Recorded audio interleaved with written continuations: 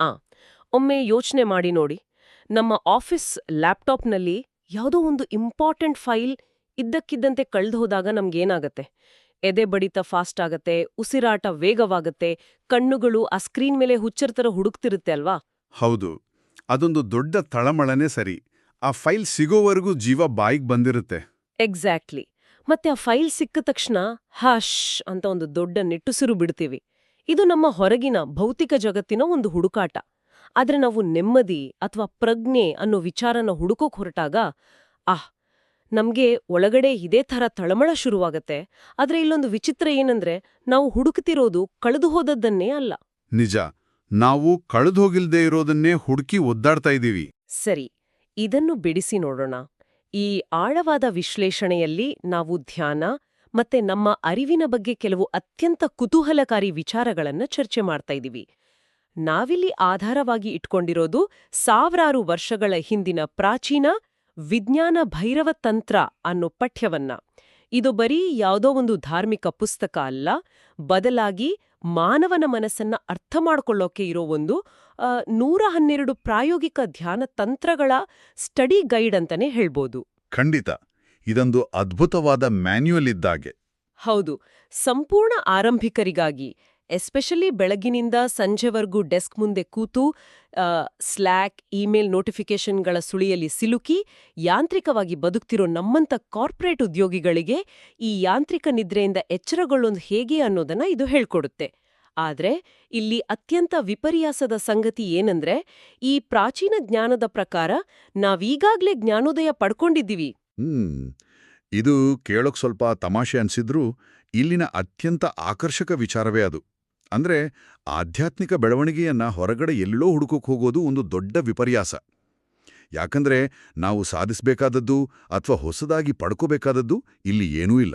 ಅಂದ್ರೆ ನಾವು ಆಲ್ರೆಡಿ ಆ ಸ್ಟೇಟ್ನಲ್ಲಿ ಇದ್ದೀವಾ? ಎಕ್ಸಾಕ್ಟ್ಲಿ. ನಾವು ಈಗಾಗಲೇ ಆ ಶುದ್ಧ ಪ್ರಜ್ಞೆಯ ಸ್ಥಿತಿಯಲ್ಲೇ ಇದ್ದೀವಿ.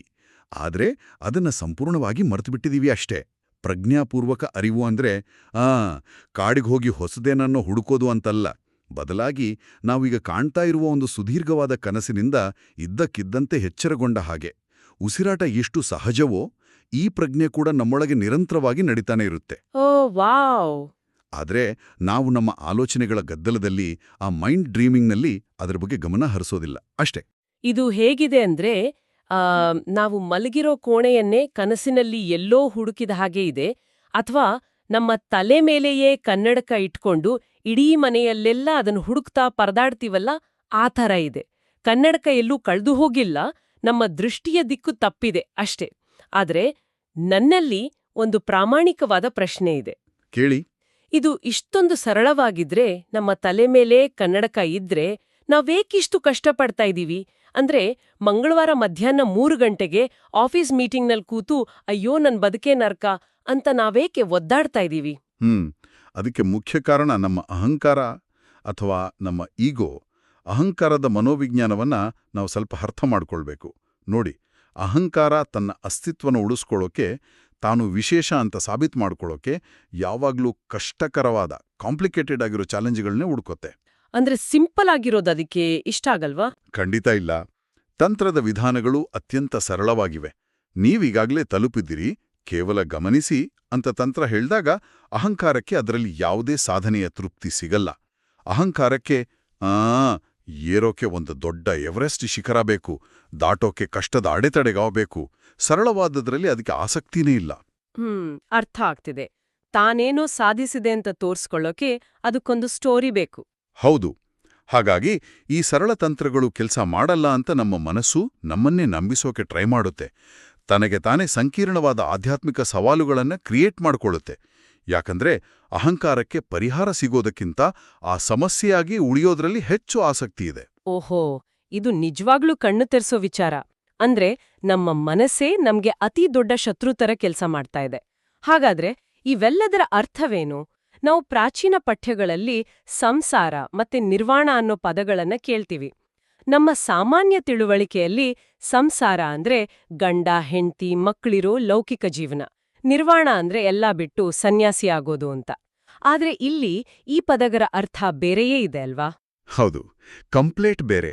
ಕೇವಲ ಎಚ್ಚರಗೊಳ್ಳುವಿಕೆ ಅಷ್ಟೊಂದು ಸುಲಭ ಆಗಿದ್ರೆ ನಮ್ಮ ಈ ದೈನಂದಿನ ಗೊಂದಲಮಯ ಕಚೇರಿಯ ಜೀವನ ಮತ್ತೆ ಆಧ್ಯಾತ್ಮಿಕತೆಯ ನಡುವಿನ ವ್ಯತ್ಯಾಸ ಏನು?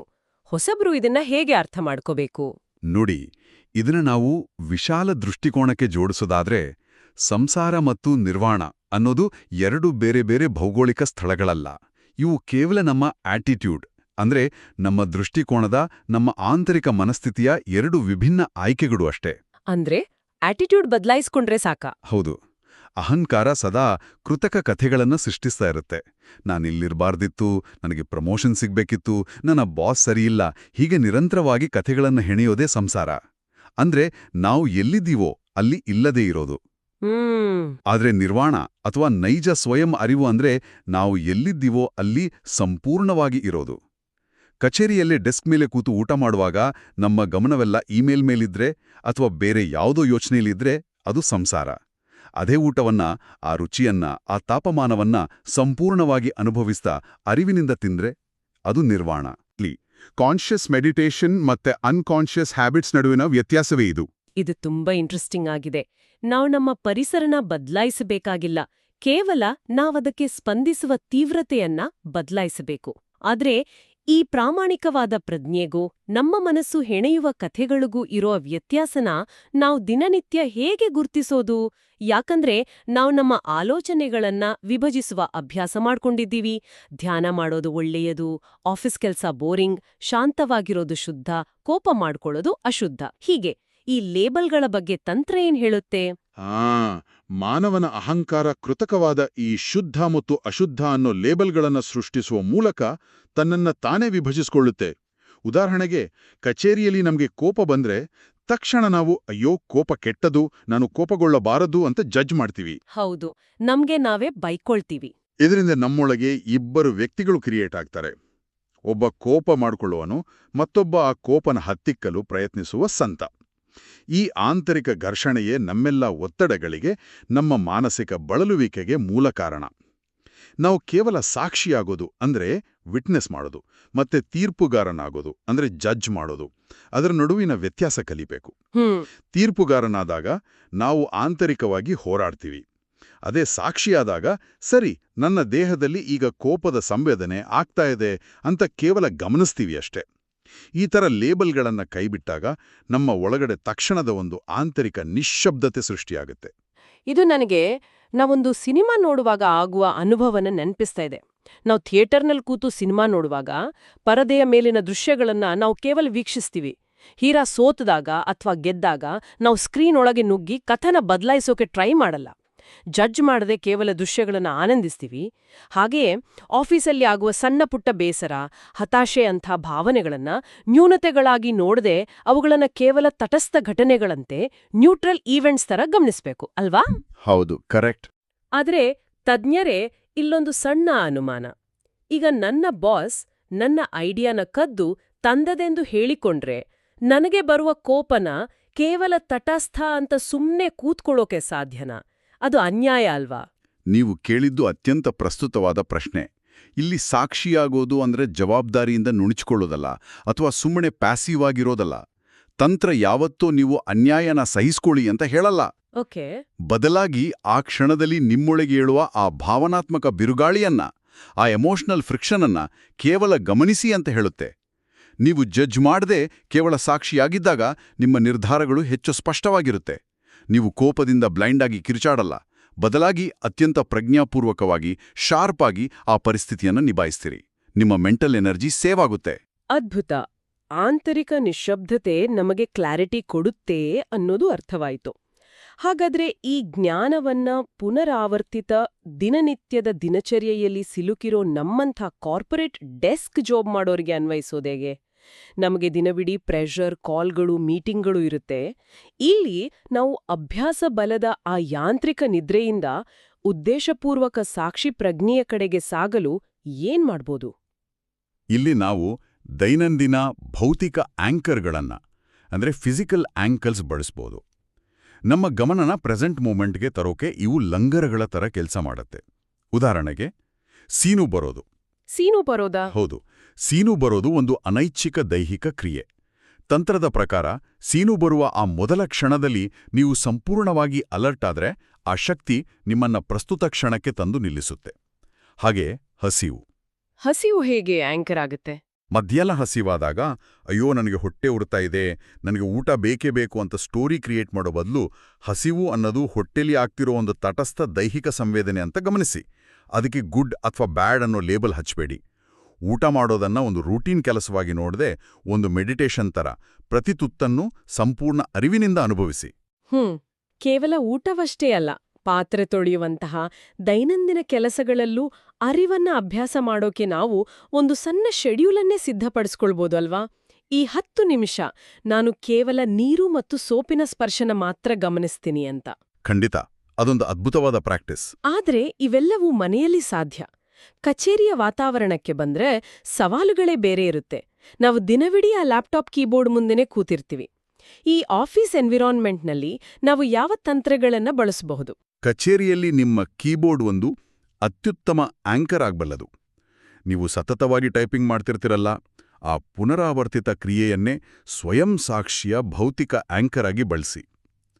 ಟೈಪ್ ಮಾಡುವಾಗ ನಿಮ್ಮ ಬೆರಳುಗಳು ಕೀಗಳ ಮೇಲೆ ತಾಗುವ ಸ್ಪರ್ಶ, ಆ ಸಣ್ಣ ಶಬ್ದ, ನಿಮ್ಮ ಕೈಗಳ ಚಲನೆ ಇವುಗಳನ್ನ ಯಾವುದೇ ತೀರ್ಪಿಲ್ಲದೆ ಕೇವಲ ವೀಕ್ಷಿಸಿ. ಅಂದ್ರೆ ಕೇವಲ ಟೈಪಿಂಗ್ ಫೀಲ್ ಮಾಡೋದು. ಆದ್ರೆ ನಾನು ಆರಾಮಾಗಿ ಪ್ರಶಾಂತವಾಗಿ ಟೈಪ್ ಮಾಡ್ತಿರುವಾಗಲೇ ಲ್ಯಾಪ್ಟಾಪ್ನಲ್ಲಿ ಟಿಂಗ್ ಅಂಟೆ ಸ್ಲ್ಯಾಕ್ ಅಥವಾ ಇಮೇಲ್ ನೋಟಿಫಿಕೇಶನ್ ಬರುತ್ತೆ. ಆ ಸತತವಾದ ಡಿಜಿಟಲ್ ಶಬ್ದಗಳ ನಡುವೆ ಮೌನನ ಕಂಡುಕೊಳ್ಳೋದು ಹೇಗೆ? ಆ ಶಬ್ದ ಕೇಳಿದ ತಕ್ಷಣನೇ ಎದೆಬಡಿತ ಹೆಚ್ಚಾಗುತ್ತೆ, ಬಾಸ್ ಏನು ಕೇಳಿದಾರೋ ಅನ್ನೋ ಆತಂಕ ಶುರುವಾಗುತ್ತೆ. ಈ ನೋಟಿಫಿಕೇಶನ್ಗಳ ಸುಳಿಯಲ್ಲಿ ಪ್ರಜ್ಞೆನ ಮೇಂಟೈನ್ ಮಾಡೋದು ಹೇಗೆ? ನೋಡಿ, ಇದು ಇವತ್ತಿನ ಅತಿ ದೊಡ್ಡ ಸವಾಲು. ನಮ್ಮ ನರ್ವಸ್ ಸಿಸ್ಟಮ್ ಈ ನೋಟಿಫಿಕೇಶನ್ ಶಬ್ದಗಳನ್ನ ಒಂದು ಅಪಾಯದ ಮುನ್ಸೂಚನೆ ತರ, ಅಂದ್ರೆ ಥ್ರೆಟ್ ರೆಸ್ಪಾನ್ಸ್ ತರ ಸ್ವೀಕರಿಸೋಕೆ ಟ್ರೈನ್ ಆಗ್ಬಿಟ್ಟಿದೆ. ಆ ಶಬ್ದ ಕೇಳ್ದ ಕೂಡ್ಲೆ ಫೈಟ್ ಆರ್ ಫ್ಲೈಟ್ ಅನ್ನೋ ಸ್ಥಿತಿಗೆ ನಾವು ಹೋಗ್ತೀವಿ. ಇದನ್ನ ಬದಲಾಯಿಸೋದು ಹೇಗೆ ಅಂದ್ರೆ, ಆ ಪ್ರತಿ ಡಿಜಿಟಲ್ ಶಬ್ದವನ್ನು ಪ್ರಸ್ತುತ ಕ್ಷಣಕ್ಕೆ ಮರಳುವ ಎಚ್ಚರಿಕೆಯ ಗಂಟೆಯಾಗಿ, ಅಂದ್ರೆ ಟ್ರಿಗರ್ ಆಗಿ ಬಳಸೋದು. ಟ್ರಿಗರ್ ಆಗಿ ಹೇಗೆ? ಫೋನ್ ರಿಂಗ್ ಆದಾಗ ಅಥವಾ ಮೆಸೇಜ್ ಬಂದಾಗ ತಕ್ಷಣವೇ ರಿಯಾಕ್ಟ್ ಮಾಡಬೇಡಿ. ಆ ಶಬ್ದವನ್ನ ನಿಮ್ಮನ್ನ ಯಾಂತ್ರಿಕತೆಯಿಂದ ಎಚ್ಚರಿಸುವ ಅಲಾರಂ ಅಂತ ಭಾವಿಸಿ. ಪರದೆನ ನೋಡುವ ಮುನ್ನ ಕೇವಲ ಒಂದು ಪ್ರಜ್ಞಾಪೂರ್ವಕ ಉಸಿರನ್ನ ತೆಗೆದುಕೊಳ್ಳಿ. ಆ ಒಂದು ಉಸಿರಿನ ವಿರಾಮ ನಿಮ್ಮ ಮೆದುಳಿನ ಆತಂಕದ ಪ್ರತಿಕ್ರಿಯೆಯನ್ನ ಬ್ರೇಕ್ ಮಾಡುತ್ತೆ. ವಾವ್, ಇದು ತುಂಬಾ ಪ್ರಾಕ್ಟಿಕಲ್ ಆಗಿದೆ. ಅಷ್ಟೇ ಅಲ್ಲ, ಅನಿರೀಕ್ಷಿತವಾಗಿ ಯಾವುದಾದ್ರೂ ದೊಡ್ಡ ಶಬ್ದ ಆದಾಗ್ಲೂ ಅದನ್ನ ತಕ್ಷಣದ ಜಾಗರೂಕತೆಗೆ ಆಂಕರ್ ಆಗಿ ಮಾಡ್ಕೊಳ್ಳಿ. ಅಂದ್ರೆ ನಾವು ಆ ಪ್ರೊಫೆಷನಲ್ ಇಮೇಲ್ ಡ್ರಾಫ್ಟಿಂಗ್ ಮಾಡೋದನ್ನೂ ಸಹ ಒಂದು ಉದ್ದೇಶಪೂರ್ವಕ ಧ್ಯಾನವನ್ನಾಗಿ ಮಾಡ್ಕೋಬೋದು ಅಲ್ವಾ? ಪ್ರಶಾಂತವಾಗಿ ನಾನ್ ಜಡ್ಜ್ಮೆಂಟಲ್ ಆಗಿ ಇಮೇಲ್ ಬರೆಯೋದು. ಆದ್ರೆ ತಜ್ಞರೇ, ಯಾರೋ ಅರ್ಜೆಂಟ್ ರಿಕ್ವೆಸ್ಟ್ ಕಳಿಸಿದಾಗ 5 ನಿಮಿಷದಲ್ಲಿ ಒಂದು ರಿಪೋರ್ಟ್ ಕಳಿಸು ಅಂದಾಗ ನಾವು ಹೇಗೆ ಪ್ರಶಾಂತವಾಗಿರೋಕೆ ಸಾಧ್ಯ? ಆ ಡೆಡ್ಲೈನ್ಗಳ ವಿಪರೀತ ಒತ್ತಡದಲ್ಲಿರುವಾಗ ಆತಂಕ ಆಗೋದು ಸಹಜ ಅಲ್ವಾ? ಖಂಡಿತ ಸಹಜ. ಆದರೆ ಆತಂಕಗೊಂಡ ಮಾತ್ರಕ್ಕೆ ನಿಮ್ಮ ರಿಪೋರ್ಟ್ 5 ನಿಮಿಷಕ್ಕಿಂತ ಬೇಗ ರೆಡಿಯಾಗಲ್ಲ ಅನ್ನೋದನ್ನ ನೆನ್ಪಿಡಿ. ತುರ್ತು ವಿನಂತಿ ಬಂದಾಗ ಆ ಕೆಲ್ಸನ ಫಾಸ್ಟಾಗಿ ಮಾಡಬೇಕು, ಹೌದು. ಆದರೆ ಆ ಆತಂಕನ ಇದು ಕೆಟ್ಟದು, ನನ್ಮೇಲೆ ಪ್ರೆಷರ್ ಆಗ್ತಾ ಇದ್ದಾರೆ ಅಂತ ಲೇಬಲ್ ಮಾಡಬೇಡಿ. ಆ ತುರ್ತು ಪರಿಸ್ಥಿತಿಯನ್ನ ಪ್ರಸ್ತುತ ಕ್ಷಣಕ್ಕೆ ಮರಳುವ ನ್ಯೂಟ್ರಲ್ ಸಿಗ್ನಲ್ ಆಗಿ ಪರಿಗಣಿಸಿ. ಕೆಲಸದ ವೇಗ ಹೆಚ್ಚಿರ್ಲಿ, ಆದ್ರೆ ಒಳಗಿನ ಪ್ರಜ್ಞೆ ತಟಸ್ಥವಾಗಿರ್ಲಿ. ಎಕ್ಸಾಕ್ಟ್ಲಿ. ಇದರ ಜೊತೆಗೆ ಕಚೇರಿಯಲ್ಲಿ ಬ್ಯಾಕ್ ಟು ಬ್ಯಾಕ್ ಮೀಟಿಂಗ್ಸ್ ಇರುತ್ತೆ. ಒಂದು ಮೀಟಿಂಗ್ ಮುಗಿದು ಇನ್ನೊಂದು ಮೀಟಿಂಗ್ಗೆ ಹೋಗುವ ಆ ಚಿಕ್ಕ ಅಂತರ ಇರುತ್ತಲ್ಲ, ಬಹುಶಃ ಕೇವಲ 1 ನಿಮಿಷದ ನಡಿಗೆ ಅಥವಾ ಲ್ಯಾಪ್ಟಾಪ್ನಲ್ಲಿ ಒಂದು ಟ್ಯಾಬ್ನಿಂದ ಇನ್ನೊಂದು ಟ್ಯಾಬ್ಗೆ ಹೋಗುವ ಟ್ರಾನ್ಸಿಷನ್ ಟೈಮ್, ಅದನ್ನ ನಾವು ಪ್ರಜ್ಞಾಪೂರ್ವಕ ಜಾಗರೂಕತೆಗೆ ಆಂಕರ್ ಆಗಿ ಬಳಸಬಹುದಾ? 100% ಸತ್ಯ. ಆ ಸಣ್ಣ ಟ್ರಾನ್ಸಿಷನ್ ಅಂತರಗಳೇ ನಿಮ್ಮ ದಿನದ ಅತ್ಯಂತ ಪ್ರಮುಖ ಕ್ಷಣಗಳು. ಮೀಟಿಂಗ್ನಿಂದ ಮೀಟಿಂಗ್ಗೆ ಹೋಗುವ ನಡಿಗೆಯನ್ನ ಸಂಪೂರ್ಣವಾಗಿ ಅನುಭವಿಸಿ. ಹಾಗೆಯೇ ಕಚೇರಿಯ ಸಾಮಾನ್ಯ ಫ್ರಸ್ಟ್ರೇಷನ್ಗಳನ್ನ ಮೌನ ಸ್ವಯಂ ಅರಿವಿನ ಕ್ಷಣಗಳಾಗಿ ಕನ್ವರ್ಟ್ ಮಾಡಿ. ಅಂದ್ರೆ ಹೇಗೆ? ಉದಾಹರಣೆಗೆ, ಮೀಟಿಂಗ್ನಲ್ಲಿ ಕೂತಾಗ ಆತಂಕದಿಂದ ಕಾಲು ಅಲ್ಲಾಡಿಸೋದು, ಪೆನ್ ಕ್ಲಿಕ್ ಮಾಡೋದು ಅಥವಾ ಕೂದಲು ತಿರುಗಿಸುವಂತಹ ನರ್ವಸ್ ಹ್ಯಾಬಿಟ್ಸ್ ಇರುತ್ತಲ್ಲ, ನಾವು ಸಾಮಾನ್ಯವಾಗಿ ಇದನ್ನ ಅಯ್ಯೋ ನಾನು ಹಿಂಗ್ ಮಾಡಬಾರ್ದು ಅಂತ ನಿಲ್ಸೋಕ್ ಟ್ರೈ ಮಾಡ್ತೀವಿ. ಆದ್ರೆ ತಂತ್ರ ಹೇಳುತ್ತೆ, ಅದನ್ನ ನಿಲ್ಸಲು ಅಥವಾ ಜಡ್ಜ್ ಮಾಡಲು ಪ್ರಯತ್ನಿಸಬೇಡಿ. ಕೇವಲ ತಟಸ್ಥವಾಗಿ ವೀಕ್ಷಿಸಿ. ಓಹ್, ನನ್ನ ಕಾಲು ಅಲ್ಲಾಡ್ತಿದೆ, ನನ್ನ ದೇಹ ಆತಂಕನ ಹೊರ ಹಾಕ್ತಾ ಇದೆ ಅಂತ ಗಮನಿಸಿ. ಕಚೇರಿಯ ಕಷ್ಟಕರ ವ್ಯಕ್ತಿಗಳ ಜೊತೆ ಡೀಲ್ ಮಾಡುವಾಗ್ಲೂ ನಿಮ್ಮ ಉಸಿರಾಟವನ್ನೇ ಆಂಕರ್ ಆಗಿ ಬಳಸಿ. ಇಲ್ಲಿ ಒಂದು ಪ್ರಮುಖ ಪ್ರಶ್ನೆ ಹೇಳ್ತದೆ. ಇದು ಕೇಳೋಕೆ ತುಂಬಾ ಸುಲಭ, ಆದ್ರೆ ಆ ಕ್ಷಣದ ಪ್ರೆಷರ್ನಲ್ಲಿ, ಆ ತೀವ್ರತೆಯಲ್ಲಿ ಜಾಗೃತರಾಗಿರೋದು ಕಷ್ಟ. ನಾವು ನಮ್ಮ ದೈನಂದಿನ ಅಭ್ಯಾಸದ ಆಲೋಚನೆಗಳು ಮತ್ತೆ ನಮ್ಮ ನೈಜ ಅಸ್ತಿತ್ವದ ನಡುವಿನ ಆ ಸಣ್ಣ ಅಂತರಗಳನ್ನ ಅಥವಾ ಬ್ರೀಫ್ ಗ್ಯಾಪ್ಸ್ ಅನ್ನ ಹೇಗೆ ಗುರುತಿಸೋದು? ದಿನನಿತ್ಯದ ಗಡಿಬಿಡಿಯಲ್ಲಿ ನಮ್ಮ ಗಮನವನ್ನ ಈ ರೀತಿ ಶಿಫ್ಟ್ ಮಾಡೋದು ಕಷ್ಟ ಅಲ್ವಾ? ನೋಡಿ, ಗಮನವನ್ನ ಬದಲಾಯಿಸೋದು ಒಂದು ಕಾಂಪ್ಲಿಕೇಟೆಡ್ ಕೆಲಸ ಅಲ್ಲ. ಅದೊಂದು ಸಿಂಪಲ್ ಶಿಫ್ಟ್ ಇನ್ ಫೋಕಸ್ ಅಷ್ಟೇ. ನಾವು ಒಂದೇ ಬಾರಿಗೆ ಇಡೀ ದಿನ ಜಾಗೃತರಾಗಿರೋಕೆ ಸಾಧ್ಯವಿಲ್ಲ. ಆ ನಿರೀಕ್ಷೆಯೂ ಬೇಡ. ಬದಲಾಗಿ ದಿನನಿತ್ಯದ ಈ ರೂಟೀನ್ ಕೆಲಸಗಳನ್ನ ಇದೆಲ್ಲ ಡಿಸ್ಟ್ರಾಕ್ಷನ್ ಅಂತ ಕರೆಯೋ ಬದಲು ಇದು ಅರಿವಿಗೆ ಸಿಕ್ಕ ಅವಕಾಶ ಅಂತ ಲೇಬಲ್ ಮಾಡಿ ಎಕ್ಸ್ಪೆರಿಮೆಂಟ್ ಮಾಡಿ. ಇದಕ್ಕಾಗಿ ನೀವು ಮನಸ್ಸಿನಲ್ಲೇ ಒಂದು ಸಿಂಪಲ್ ಲಾಗ್ ಅಂದ್ರೆ ದೈಹಿಕ ಲಾಗ್ ಅನ್ನ ಕ್ರಿಯೇಟ್ ಮಾಡ್ಕೋಬಹುದು. ದೈಹಿಕ ಲಾಗ್ ಅಂದ್ರೆ ಹೇಗೆ? ಸ್ವಲ್ಪ ವಿವರಿಸಬಹುದಾ? ಅಂದ್ರೆ ಯಾವುದೇ ಟಾಸ್ಕ್ ಮಾಡೋ ಮುನ್ನ ಮತ್ತೆ ಮಾಡಿದ ನಂತರ ನಿಮ್ಮ ಫಿಸಿಕಲ್ ಸ್ಟೇಟ್ ಹೇಗಿರುತ್ತೆ ಅಂತ ಕೇವಲ ಗಮನಿಸೋದು. ಉದಾಹರಣೆಗೆ, ಮೀಟಿಂಗ್ಗೆ ಲಾಗಿನ್ ಆಗೋ ಮುನ್ನ ನಿಮ್ಮ ಭುಜಗಳು ಟೈಟ್ ಆಗಿದೆಯಾ, ಉಸಿರಾಟ ಎದೆಯ ಮಟ್ಟದಾಗೆ ಆಗ್ತಾ ಇದೆಯಾ, ಮೀಟಿಂಗ್ ಮುಗಿದ ಮೇಲೆ ದವಡೆ ಬಿಗಿಯಾಗಿದೆಯಾ ಅಂತ ಕೇವಲ ಗಮನಿಸಿ. ಅದನ್ನ ಚೇಂಜ್ ಮಾಡಕ್ ಹೋಗ್ಬೇಡಿ. ಈ ಸಣ್ಣ ಸಣ್ಣ ಎಚ್ಚರದ ಕ್ಷಣಗಳೇ, ಬಿಡಿಬಿಡಿಯಾದ ಈ ಹನಿಗಳೇ ಸೇರಿ ಕಾಲಕ್ರಮೇಣ ಒಂದು ನಿರಂತರವಾದ ಪ್ರಜ್ಞೆಯ ಸ್ಥಿತಿಯನ್ನು ನಿರ್ಮಿಸುತ್ತೆ. ನಾವು ಅನ್ಕಾನ್ಷಿಯಸ್ ಹ್ಯಾಬಿಟ್ನಿಂದ ಇಂಟೆನ್ಷನಲ್ ವಿಟ್ನೆಸ್ಸಿಂಗ್ ಕಡೆಗೆ ಹೋಗೋದು ಹೀಗೆಯೇ. ವಾವ್! ಅಂದ್ರೆ ನಾವು ಹುಡುಕ್ತಿರೋ ಆಧ್ಯಾತ್ಮಿಕ ಗುರಿ ಹಿಮಾಲಯದ ಯಾವುದೋ ಗುಹೆಯಲ್ಲಿಲ್ಲ. ಅದು ನಾವು ಟೈಪ್ ಮಾಡ್ತಿರೋ ಕೀಬೋರ್ಡ್ನಲ್ಲಿದೆ, ಬರುವ ಪ್ರತಿಯೊಂದು ಇಮೇಲ್ನಲ್ಲಿದೆ, ಮತ್ತೆ ಮಧ್ಯಾಹ್ನ ನಮಗಾಗುವ ಆ ಸಿಂಪಲ್ ಹಸಿವಿನಲ್ಲಿದೆ.